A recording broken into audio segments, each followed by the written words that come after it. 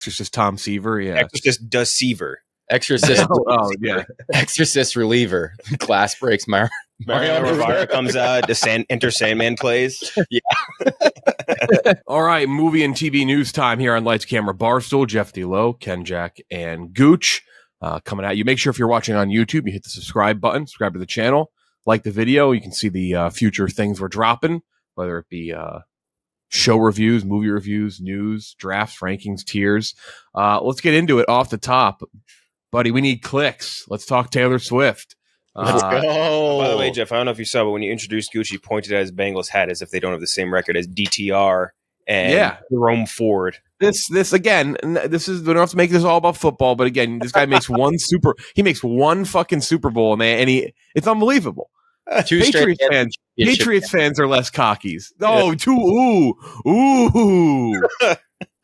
Win the division one time, Jeff. One time. Ooh. You're the same record as, again, DTR and Jerome Ford. This is not to be unbelievable. This guy, unbelievable. I love Kentucky football. Kentucky football is better than the Bengals right now. Oh, Kentucky football is absolutely not better than the Bengals. Oh, God. Fucking Mizzou. Congrats on recent success with the Bengals to get to 500. But well over 500. Taylor Swift, $128 million globally with her theater. Release of her concert movie, highest grossing concert film ever. That's not very shocking. This one got me very good. I didn't know this until Gooch sent it in like the notes about what we were talking about today, and it said ties Joker for largest October opening weekend of all time. I don't know why it's like that's so funny to me. Well, the Joker fans they're livid about it for sure. Yeah. Oh, they're mad. Joker fans are also mad about people having fun, no doubt. You know what I mean? True. Like, because they see all like the Swifties going nuts, doing like the big circles and shit in the theater, screaming and yelling and all that shit, and they're like, "This is downright disrespectful to the process of a movie theater." Like, they're getting pissed off at people having fun, no doubt in my mind. They want people like sitting there, dead silence watching that stairwell scene. Shouldn't the horror community be like, "What the fuck are we doing?" Yeah. Like, I know it's the biggest star in the world, but like the horror community should just own October. Every record and thing in October should be horror related. But no, it's Taylor Swift and the Joker. People were talking online. I think people were trying to get takes off and rile people up and get clicks about there are videos of fans in the theater singing and dancing. It's a concert movie. So it's exactly the experience that was designed for. Honestly, if you go to a Taylor Swift movie and you complain and are mad about people singing and dancing, you're the weirdo. Exactly. Like, you are the weird one. Yeah. I was one of the people siphoning off clips, by the way. I made a blog and I titled it like, "Taylor Swift fans have turned movie theaters into cult sites as they worship a false god." That's funny, though. They clicked in, and then I'm just like, yeah, this is kind of exactly the experience it's made for. And I kind of want them to do it for other stuff. Like, we had talked about it before. Like, if they did this for the Super Bowl, I'd be there so quickly. Like, it'd be amazing. Yeah, I mean, this shouldn't be a problem as long as it's not affecting like other people at the movies, like a theater next door or anything. Then I don't understand what the problem should be. Like, they're all there for that. Why don't they crank the lights? Honestly, why aren't the lights on during something like that? Where it's like you don't. I kind of like the lights off. But I think it's more if you're like an experience. Well, I guess maybe it was more if it was going to be like a Super Bowl type of thing. But like, I would think the lights should be on, so it's like, hey, you're not in that type of movie theater experience. You know what I mean? But I didn't give out like wristbands, like those like glowing wristbands. Yeah. I'm sure it's an expense that's too much, but I was kind of surprised like they didn't give that out. Yeah. I'll tell you what, I didn't get to review Exorcist Believer with you guys. Oh yeah, we didn't get to review it either. We just you guys didn't review it either. Oh, we reviewed Totally Killer instead. We just kind of like glanced over Exorcist. It's like what's worth talking about with Exorcist? It's just like the most. I don't know. Exorcist Believer is free, man. See, I don't know where did you guys both kind of landed on? You didn't even hate it that much, right? I was just like, this is very like mediocre is the wrong word. It's below mediocre. It's just like. Not worth being totally mad about, but also not worth going to theaters to see. Oh, see, I fucking hated it. I gave it a 19 out of 100. I hated it. Like offensively terrible that they released that movie and they made that movie. If I can hear the Taylor Swift fans singing along and it's drowning out Exorcist Believer, then Be my guest, baby. Something funny. My friend went to see Saw X last night, and she was like, "Yeah, you could just hear the Swifties next door the entire time you're watching Saw X." The what do you call it? You didn't like the part in Exorcist Believer? Chris McNeil was like, "I think it's that damn patriarchy. That's the problem." the callbacks for the original. Also, I started rewatching Eastbound and Down because David Gordon Green, who did that, is directed Exorcist Believer. Obviously, David Gordon Green did all the stuff with Danny McBride, and he's going to be tied up in horror franchise since 2018 because he's doing Exorcist Deceiver next. Deceiver? Oh yeah, Exorcist Deceiver comes out in 2025. Jesus Christ. Crazy. And he's made some 1983 Mets or something. David Gordon Green hasn't made an insane amount of great movies, but he's made some good comedies. He's made like Pineapple Express, made a couple of decent movies. He made a great Criterion movie, George Washington, great movie. But like, man, to tie someone up like that, and that's been a discussion recently too. Our friend of the show, Kirk Minahan, we were talking about Nolan. Do you really want like Nolan? Now I'm not comparing David Gordon Green to Christopher Nolan, but like, still, he releases good stuff, and you're gonna have him tied up in horror franchise since 2018. Did 3 Halloween movies, 2 Exorcist movies. That's 7 years of that. It's like, do you want these like people tied up in these things? Like, do you want Nolan tied up for 6 years with Bond movies? I say no. Like, no thanks. Yeah, it's with him. I'd much rather him being doing comedy, especially because the record for him with horror is not that great. Like, he did the really good Halloween original one, the first one in that reboots trilogy, whatever, great. And then the second and third one were ass, and now this was ass. And I was like, come on, I think you got your rocks off doing horror. Go back and do some comedy, man. It's like, this is what your real special, like. And not only that, right? Because when you go and look at some of those HBO comedies he did with Danny McBride, a lot of them are still considered almost like hidden gems. Like, people are like, oh my God, you're watching Eastbound and Down? That's fucking, no one's watched this, or Vice Principals, or any of these. Go do more of these and let HBO bump you up more. Even Righteous Gemstones. Like, that's 3 HBO things that like didn't really get enough play in like the mainstream. Like, he should be going and getting one that gets like that big main play on the main stage for HBO, I think. Just not hit. I hated Exorcist Believer. Holy shit. And I didn't know until I looked it up. I guess Gooch, you knew it. When I looked it up just to kind of see his filmography, and I saw Exorcist Deceiver. Yeah. Oh my God. Yeah, I saw that come across the timeline and like was laughing. I thought it was disbussing film instead of I was like, yeah, it does seem like a joke. Yeah, I was like, no way. My Tom Seaver joke was so wrong, by the way. I was like, oh yeah, that guy played in the 80s Mets. Nope. Not even. Nope. That was wrong. That was wrong. Did you say Exorcist? Oh, yeah, Exorcist Tom Seaver. Yeah, Exorcist Deceiver. Exorcist. Yeah. Exorcist Reliever. Glass breaks. Mario Rivera comes out. Enter Sandman plays. Yeah. Yeah. So Taylor Swift though taking over theaters. That's good. I mean, and hey, good thing Exorcist moved away. Next thing out though is Killers of the Flower Moon, which I already got the old tickets. That's right. I still need to get mine. I'm seeing it Thursday. Dolby. Gonna be seen with the olds here in Orange County. I mean, I go to an olds theater here in Orange County, like big time old people, Seal Beach, California. They don't work. They're retired, or they have so much money they don't do anything. And I buy these tickets and I go to the theater. I'm like, holy, it's packed. It's noon on a Friday. It's like going to the old theater in Manhattan. We used to go to a retirement one as well. You're taking your Orange County chopper there. I love the idea of you on a motorcycle, like an old big ass Harley. I remember. yeah, exactly. The people when those memes popped off, not enough people appreciated how great that show used to be. I never watched an episode of it, but I so vividly remember like their version of what's the Rick Harrison. Like, they had a Rick Harrison in that show. He was pre-Rick Harrison. Rick Harrison. So that show was. Orange County Chopper was significantly less trashy and stupid than Pawn Stars, and I love Pawn Stars. I loved it, but like they were making some great fucking bikes, like dude. And I love Pawn Stars, but the Pawn Stars, they're such phonies. They're just like that was my dad's favorite show. When that show first came out, but he said it always just bothered him. It's like Rick would be like, George Washington was our first president of the United States. The way he would explain, like, and then like eventually, Harrison, I know you didn't know that. Eventually, they would like Big Hoss. They were like, we got to make him look less dumb, so they'd feed him lines too. Yeah. And Chumlee was explaining. It's like, stop. Chumlee, he would read the most like dumb jokes. You know what I mean? Like, he like in the beginning, I feel like it was kind of organic, like his stupid lines, but then like he would just be reading off crappy jokes, and it was just so boring. Yeah, so excited to see that movie though. I mean, it's for me at least. I know you guys liked Oppenheimer, not to the level I did, but like it's like all right, is it going to beat it? And it seems like there's a chance. There's a lot of buzz. Reviews are high enough. I'm very just like Oppenheimer though. I'm very intrigued to see what the audience reaction to it is, because Scorsese can be divisive. The movie is very long. Like what did The Irishman open up at?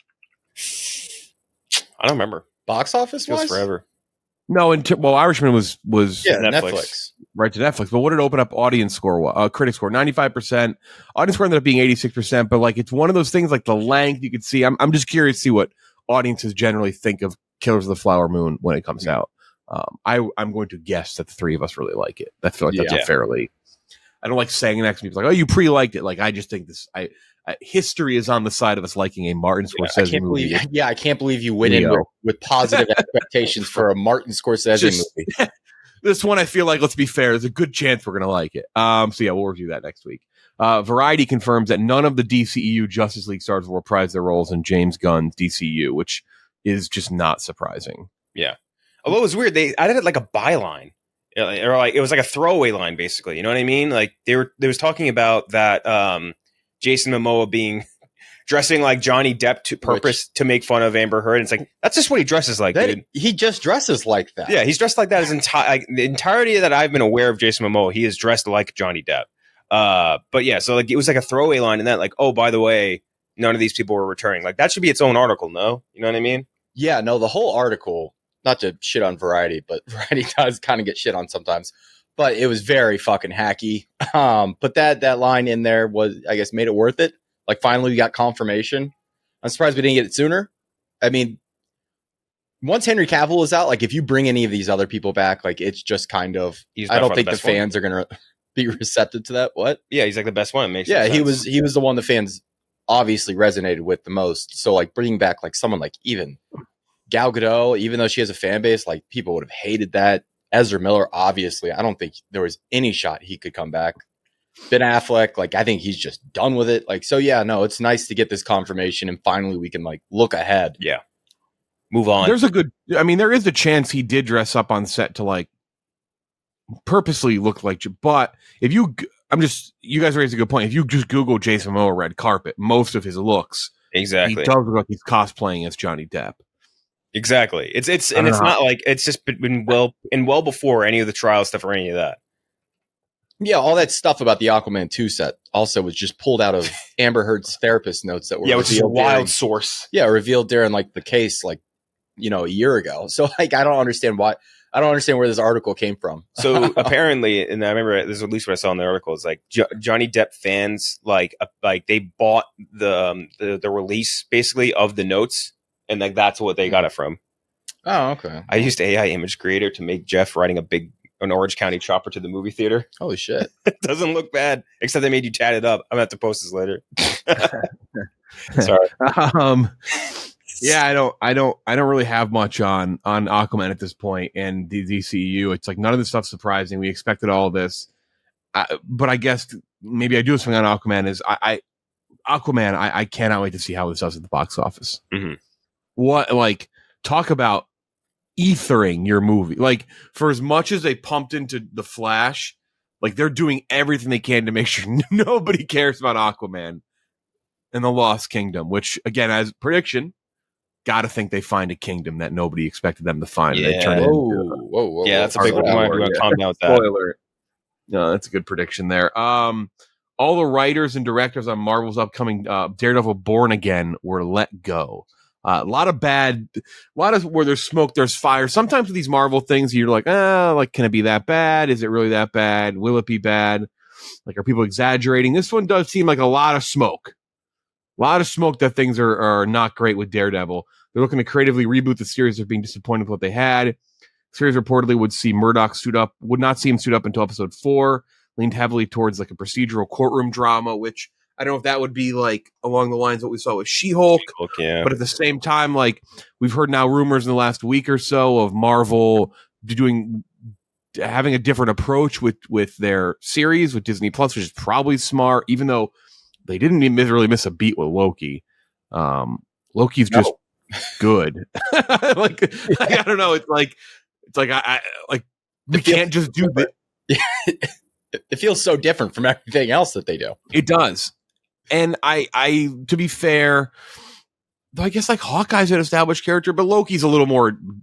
There's a little more depth to Loki, and we've kind of fleshed out as much as we can with Hawkeye. Though I like the Hawkeye thing was fine, but like really, I liked it. Yeah, there's so many things with Loki that are so great, and you're like, how the fuck can they not figure this out? Like, remember one of the knocks? I know Gooch, you retweeted it before the Kenjack and I did.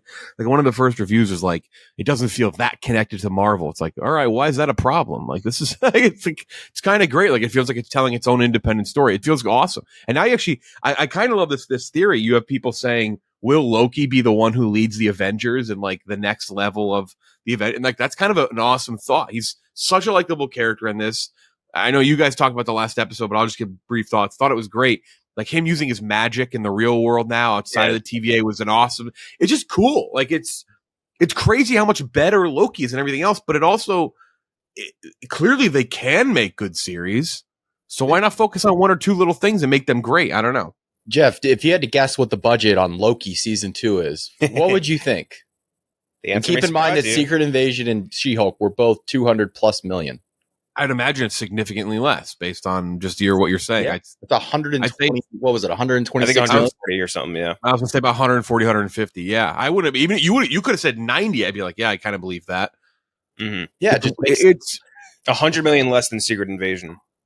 It's weird, but it looks so good. It's so committed. It's like a visual treat. Like the TVA is just fun to look at. Like everything they did with Loki is such a home run, and you're like, man, how can they not do this with other things consistently? And maybe it's because there's too much volume. That's very well could be the case.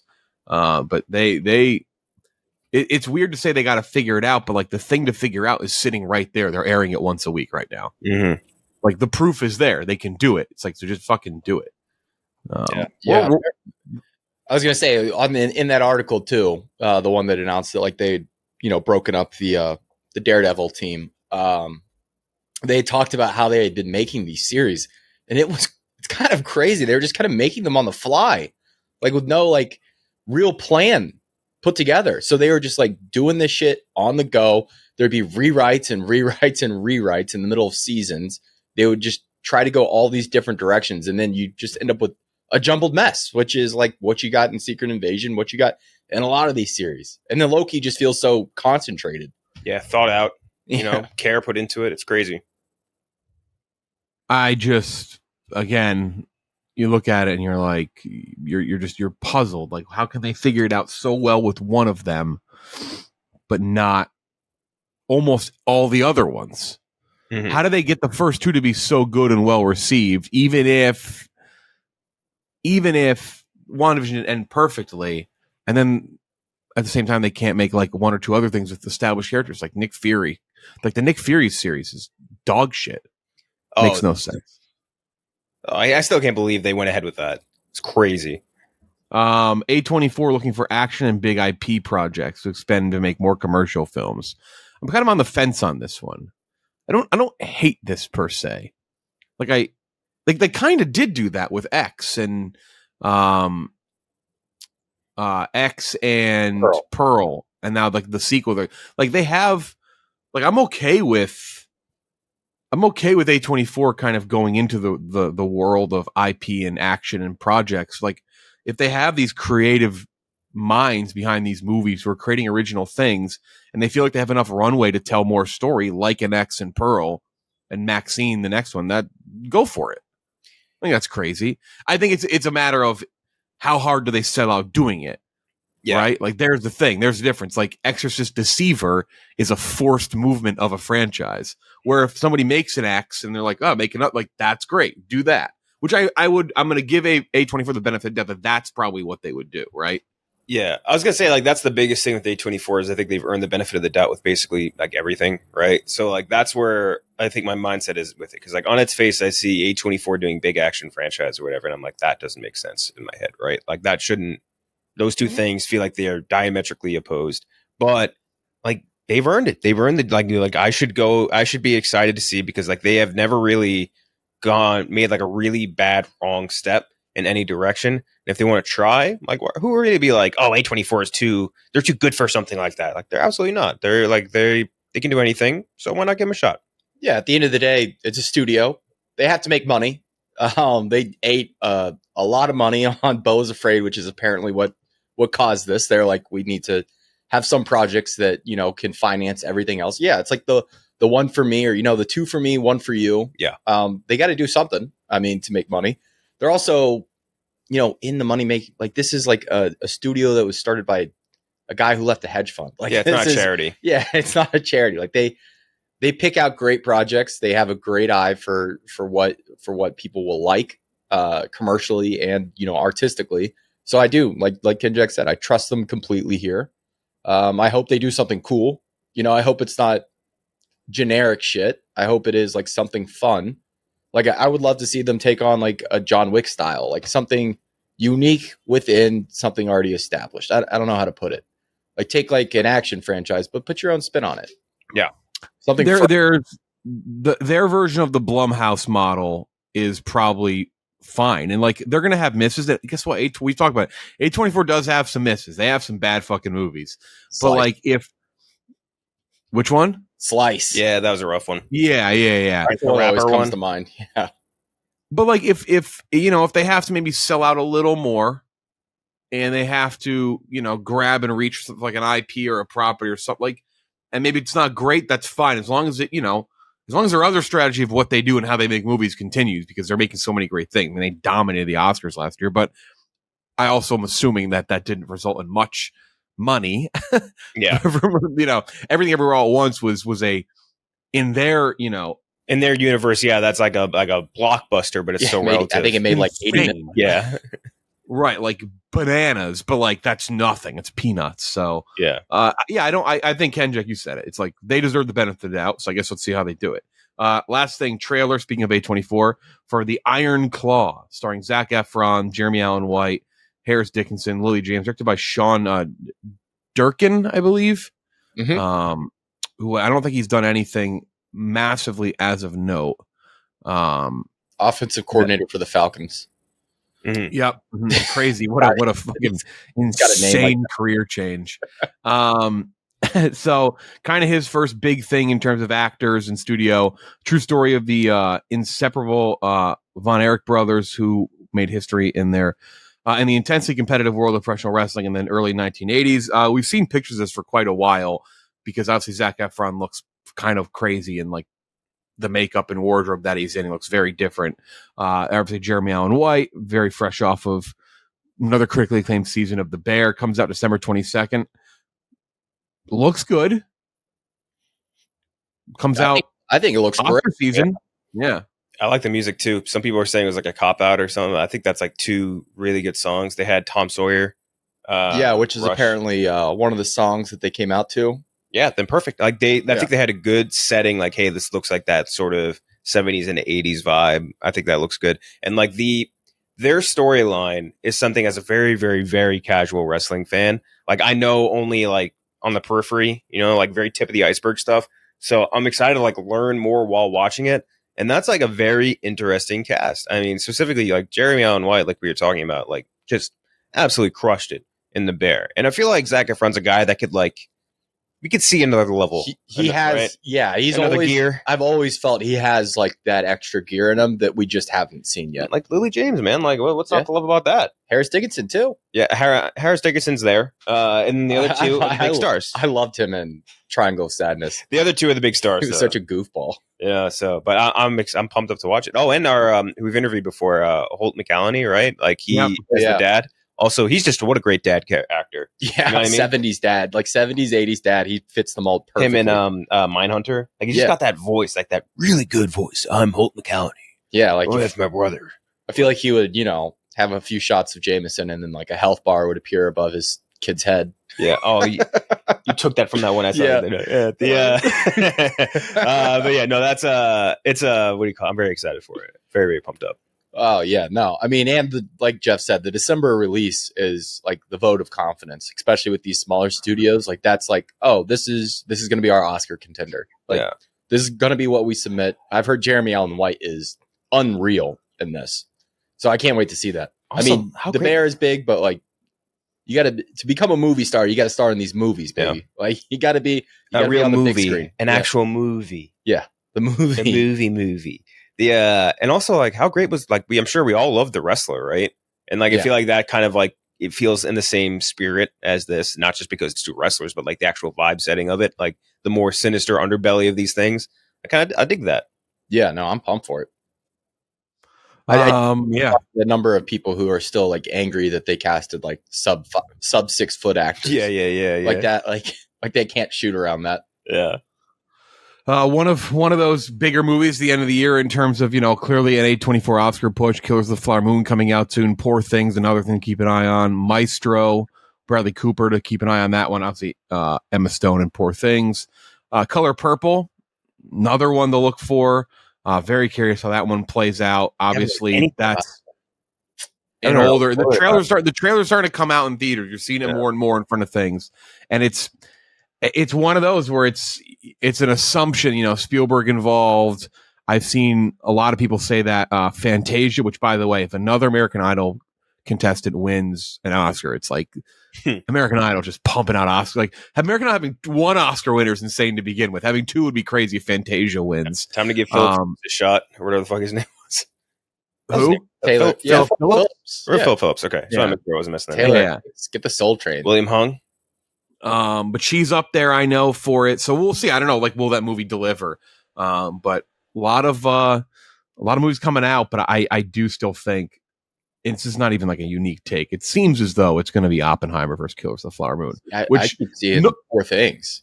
The way people are pumping Poor Things. They like. I could see that as well, but I don't know. I do think in an era where the Oscars is trying to mainstream itself a little more and trying to get more attention and view, like there is to an extent something that might scream Nolan versus Marty to get people to care at least a little, which it would be interesting. And Yorgos might be like the least approachable director from a mainstream audience you could possibly get. You know what I mean? Like it's so eclectic and weird, and like even the trailers for Poor Things, like it looks fucking bizarre. And obviously Barbie's going to get pumped in there heavy. The Barbie campaign is going to be strong. Someone this weekend asked me if I thought Barbie would get the Best Picture nom, and I said no doubt, right? I would put it in lock status. Yeah. I would put it in absolute lock. It's the exact same thing with Black Panther when that first came out. It would be shocking if Barbie did not get a nomination. Same with Margot Robbie, same with Ryan Gosling. So you're saying it's the Black Panther for white women? Yeah, basically, yeah. Correct. Margot Robbie's the White Panther. Him and the Black Panther, Ryan Gosling and his in the well. Yes. Yeah. Yeah, you can just tell when there's a mainstream thing that's like hitting. Ever since The Dark Knight, you can just kind of tell when it's going to get nominated. And Greta Gerwig's probably nominated too. Yeah. What does Gold Derby say right now? Gold Derby has favorite for win as Oppenheimer by a hair over Killers of the Flower Moon, has Nolan by a hair over Scorsese, and then actress is Emma Stone, pretty wide margin. I know Lily Gladstone's going to be thrown in there with Killers of the Flower Moon. We'll see how that goes. But that seems like an early Emma Stone is going to be the favorite. Actor Cillian Murphy and Leo, it's going to be a battle. Supporting actress, nothing really sticks out too much yet there in terms of a clear favorite, and I believe that's the case with supporting actor as well, though that seems like it could be shaping up to a 3-horse race of Downey, De Niro, and Gosling. People do think Gosling has a good chance at winning supporting actor for Barbie. Be funny, but I don't see it. Yeah, you just never know. The campaign's going to be strong. That Barbie campaign is going to be hefty. Though all three are. It's going to be maybe not. I don't know. Maybe it won't hit in the mainstream, but Warner Brothers is taking out loans from government. Yeah, they're going to sacrifice Aquaman. Just fully sacrifice Aquaman too. So I guess that's it. I don't think there's anything else in news. Coming up on a very big release. Second biggest of the year in terms of Oscar contending. Probably the second biggest release of the year behind definitely behind Barbenheimer for sure. So maybe third biggest release in terms of expectations and how people feel. When Marty, when Marty releases a movie, you got to listen. There's how many more is he going to release? You don't know. So he's got one more. Yeah. Do you see that? He's doing the other. He's doing same author, David Granfield, I think, and like a different book. And he's gonna have he's bringing Leo back again. I thought he was doing Cherry too. He's just milking the Leo well as much as he possibly can. I'm gonna go do another director. No. Yeah, I wouldn't hate Leo either. Yeah. No, you're too old now. How old are you? You're over 25. Too late. Yeah, fuck. Too late. That's where he balances it out. He dates the young woman because he only works with the oldest director possible. That's what it is. Exactly. He hangs out with the oldest men and the young. It's like he goes and stars in like a Greta Gerwig movie. Then he starts dating a 70-year-old woman. He just like exactly has to even out. A balancing act. That's it. For movie and TV news for Ken, Jack, and Gooch. I'm Jeff D. Lowe. If you're watching on YouTube, make sure to subscribe. Like the video if you can. We'll talk to you next time.